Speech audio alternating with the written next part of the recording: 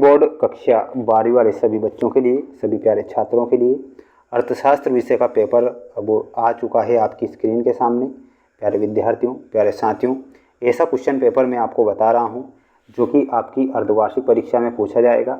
बिना समय गंवाए आइए शुरुआत करते हैं हमारे प्रश्नों से जो आपकी अर्धवार्षिक परीक्षा में आने वाले हैं। प्यारे विद्यार्थियों, वीडियो को बिल्कुल मिस नहीं करना है। क्वेश्चन यहाँ पर आप देख सकते हैं। सबसे पहले आपको मैं रिक्त स्थान वाले ऐसे प्रश्न बता रहा हूँ प्यारे विद्यार्थियों जो आपकी परीक्षा में आएंगे। पहला प्रश्न आप देख सकते हैं, संसाधनों का प्रयोग होना चाहिए। संसाधनों का प्रयोग कैसा होना चाहिए? तो यहाँ पर आप सभी बच्चे बताएंगे कि जो संसाधन होते हैं प्यारे विद्यार्थियों, इनका जो प्रयोग है वो पूर्ण होना चाहिए। तो यहाँ पर आपको पूर्ण लिखना है। आर्थिक विकास से जनता को सुधार में सहायता मिलती है। तो किस सुधार में सहायता मिलती है? तो यहाँ पर बताना है जीवन की गुणवत्ता। जीवन की गुणवत्ता दूसरे का ये आपका आंसर होगा। एक चित्र, एक कैसा चित्र? एक रेखा चित्र। एक रेखा चित्र दो चरों के बीच संबंध को दिखाता है। वर्ग सीमा 10 और 20 का मध्य बिंदु क्या होगा? तो इसमें आपको फोर्थ में बताना है व्यक्तिगत इकाइयाँ।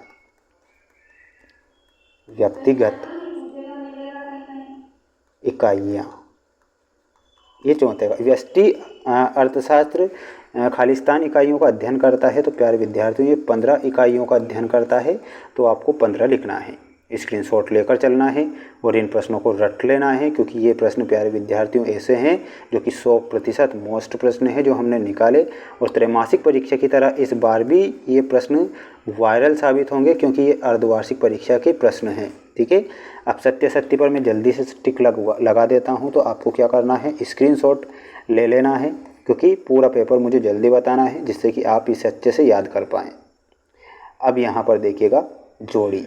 प्यारे विद्यार्थियों, जोड़ी आ चुकी है स्क्रीन के सामने। देखिएगा, प्रत्येक व्यक्ति की उन्नति के समान अवसर। तो इसमें आपको बताना है समाजवादी अर्थव्यवस्था। Option number 3। विनियोग अंतःक्षेपण। Option number 1। बचत में आपका रिसाव सही होगा।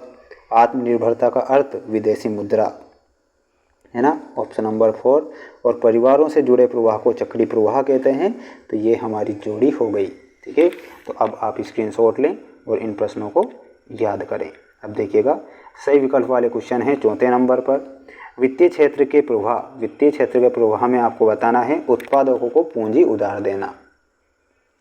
निम्न में से कौन सा हस्तांतरण भुगतान नहीं है?